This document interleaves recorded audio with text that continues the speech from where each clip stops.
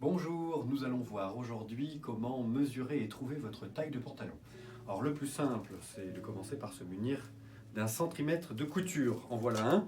Alors, une fois que vous avez un centimètre, si vous voulez vous mesurer vous-même ou mesurer quelqu'un d'autre, hop, en fait tout simplement, je lève un petit peu mon gilet, je vais faire le tour de mon ventre au niveau de la ceinture du pantalon.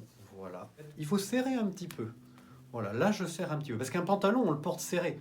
On ne le porte pas tombant et lâche en fait. Donc il faut serrer un petit peu. Et là, en serrant un petit peu, enfin, il ne faut pas s'étouffer non plus, hein, je tombe sur 85. Alors comment on trouve la taille de pantalon à partir de cette mesure? Eh bien tout simplement en France, on divise par 2.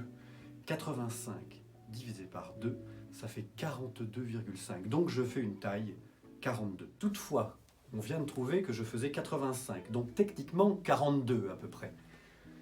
À titre personnel, j'ai plutôt tendance à prendre un 44 et à le resserrer à la ceinture. Donc comme ça, j'ai un fit un peu plus confortable à la cuisse. Donc ça va dépendre de vous.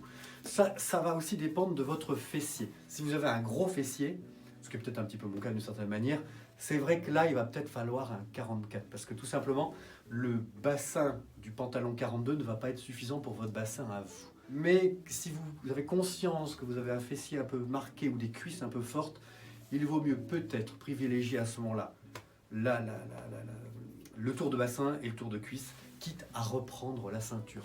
N'importe quel retoucheur est capable de reprendre une ceinture, de la diminuer. C'est quand même extrêmement facile. Ça vaut une vingtaine d'euros environ. C'est vraiment quelque chose que vous devez vous permettre. N'hésitez pas à prendre un pantalon un petit peu confortable et à faire reprendre la ceinture.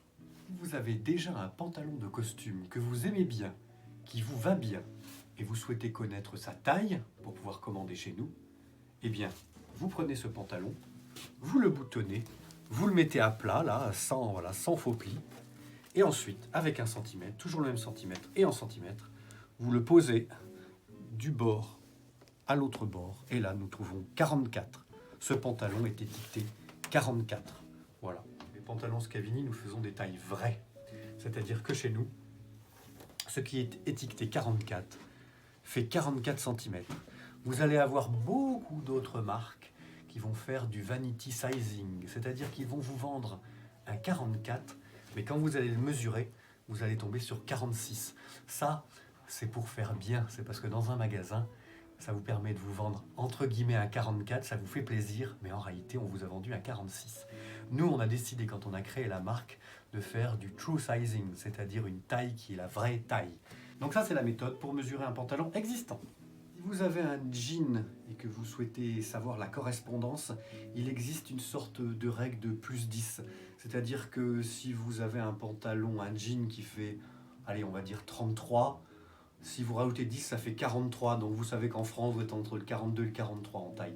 Donc cette règle du plus 10, elle marche, mais elle marche dans les tailles, on va dire intermédiaires. Dans les petites tailles et grandes tailles, cette règle va quand même moins marcher. Mais vous pouvez éventuellement vous y fier. Sachant qu'il faut faire attention parce qu'en général, les jeans sont un peu taille basse. Ils se portent déjà un peu sur l'os du bassin, donc c'est-à-dire à un endroit où la taille est un peu plus large.